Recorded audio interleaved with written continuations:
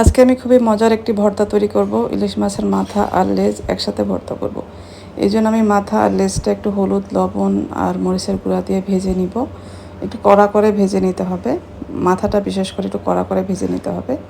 এরপরে আমি কিন্তু মাছের লেজটা খুব ভালোভাবে বেছে নিয়েছি কাঁটাগুলি। এখন আমি পাটায় ভর্তা করব। পাটায় ভর্তা করলে বেশি ভালো লাগে কিন্তু যে কোনো ভর্তাই। ভর্তা বাটার সময় আমরা বড় বড় কাঁটাগুলি কিন্তু বেছে বেছে ফেলে দিব। মাথাটা আমার বাটা হয়ে গেছে। এখন আমি লেজটা বেটে নিব।